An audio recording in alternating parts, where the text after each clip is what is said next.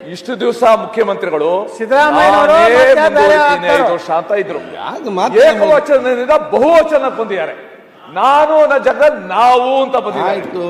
ಪ್ರಾಯಶಃ ಕನಕದಾಸರು ನಾನು ಹೋದಲ್ಲಿ ಮಾತ್ರ ಹೋಗುತ್ತೇನೆ ಎಂದಿದ್ರಲ್ಲ, ಅದನ್ನ ಇವತ್ತು ಅನುಷ್ಠಾನಕ್ಕೆ ತಂದಿದ್ದಾರೆ. ಈಗ ನಾನು ಹೋದರೆ ಓದಾನು ಓದೇನು ನಾನು ಅದು ಕನಕದಾಸರು ಹೇಳಿರೋದು.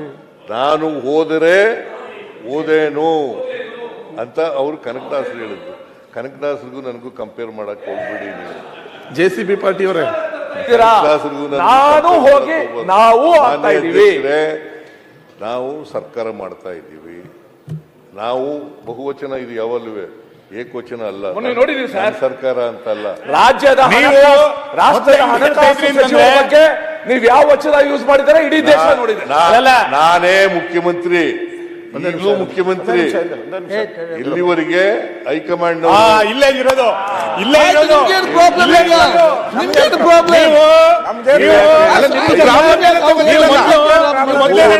ಜನ ಬದಲಾವಣೆ ಮಾಡಿದ್ರೆ ನೀವು ಏನ್ ಹೇಳ್ತೀರಿ? ನಾನೇ ಮುಖ್ಯಮಂತ್ರಿ ಮುಂದಿನ 5 ವರ್ಷ. ಈಗಲೂ ನಾನೇ ಹೇಳ್ತೀರಿ 5 ಮುಂದೇನು? ಈಗಲೂ ಜನವರಿ ನಂತರ ಮುಖ್ಯಮಂತ್ರಿ. ಈಗ ನಾವು ಹೈಕಮಾಂಡ್ ನಿಮ್ಗೇನ್ ಪ್ರಾಬ್ಲಮ್? ಈಗ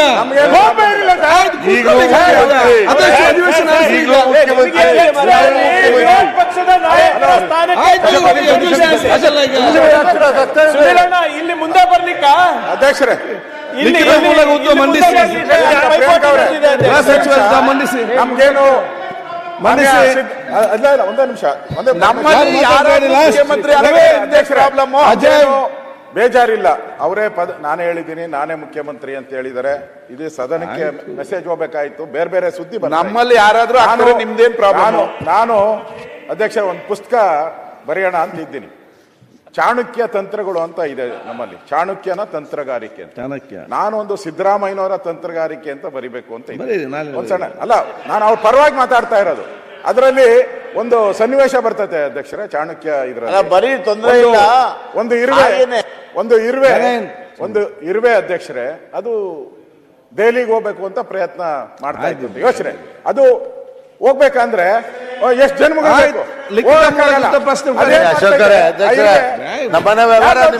ಸೇರ್ಕೊಂಡ್ಬಿಡ್ತೈತೆ. ಡೆಲ್ಲಿಗೆ ಹೋಗೋ ಜವಾಬ್ದಾರಿ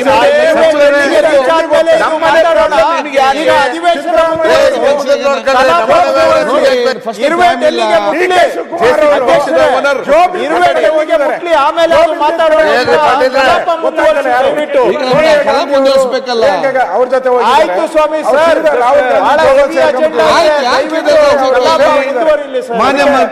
ತಂತ್ರಗಾರಿಕೆ ಮಾಡೋದ್ರಲ್ಲಿ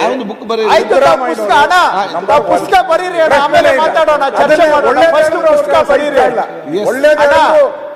ಪುಸ್ತಕ ಬರೀರಿ, ಆಮೇಲೆ ಮಾತಾಡೋಣ.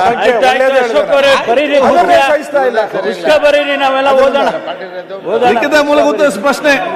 ದಿನಾಂಕ ಪರಮೇಶ್ವರ್ ಅವರೇ, ದಿನಾಂಕ 15/12/2025 ಮಧ್ಯಪ್ರವೇಶ ಮಾಡ್ರಿ. 5ನೇ ಪಟ್ಟಿಯಿಂದ ನಿಮ್ಮರು ಒದ್ದಾಡ್ತಾ ಇದ್ದಾರೆ. ಹಾಗೂ ಲಿಖಿತ ಮೂಲಕ ಹೇಳಿ 110 ಪ್ರಶ್ನೆಗಳ ಪೈಕಿ 110 ಉತ್ತರಗಳನ್ನು ಹಾಗೂ ದಿನಾಂಕ 16/12/25 ಬಾರಿ ಡಿಮ್ಯಾಂಡ್ ಅಲ್ಲಿ ಇದ್ದಾರೆ, ಮಾತಾಡ್ತಾ ಇಲ್ಲ.